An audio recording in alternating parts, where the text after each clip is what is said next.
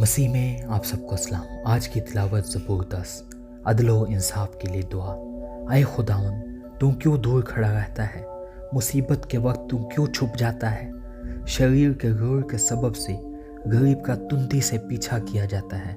जो मंसूबे उन्होंने बांधे हैं वो उन्हीं में गिरफ्तार हो जाएं, क्योंकि शरीर अपनी नफसानी ख्वाहिश पर फ़ख्र करता है और लालची खुदावंद को तर्क करता बल्कि उसकी इहानत करता है।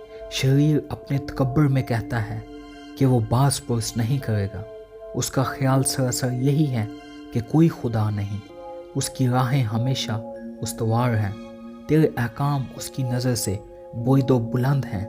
वो अपने सब मुखालफों पर फुनकारता है। वो अपने दिल में कहता है, मैं जुम्बिश नहीं खाने का।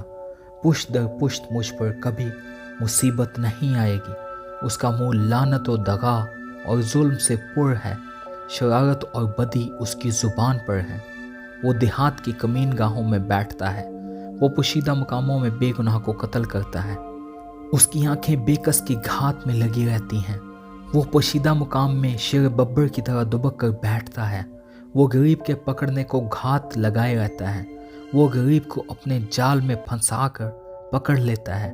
वो दुबकता है, वो झुक जाता है और बेकस उसके पहलवानों के हाथ से मारे जाते हैं। वो अपने दिल में कहता है, खुदा भूल गया है। वो अपना मुंह छुपाता है, वो हरगिज नहीं देखेगा। उठ आए खुदावन, आए खुदा, अपना हाथ बुलंद कर। गरीबों को ना भूल।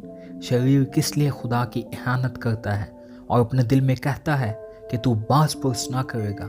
तूने देख लिया है, क्योंकि तू शरारत और बुग़्ज़ देखता है, ताकि अपने हाथ से बदला दे। बेकस अपने आप को तेरे सुपुर्द करता है। तू ही यतीम का मददगार रहा है।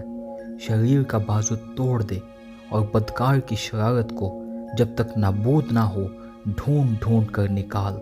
खुदावन अब्दुल्लाबाद बादशाह है। कौमें उसके मुल्क में से नाबूद हो गईं। आए खुदावन, तूने हलीमों का मुद्दा सुन लिया है। तू उनके दिल को तैयार करेगा। तू कान लगाकर सुनेगा कि यतीम और मजलूम का इंसाफ करे, ताकि इंसान जो खाक से है फिर ना डराए। आमीन। खुदा का कलाम पढ़े और सुने जाने पर उसकी बरकत हो।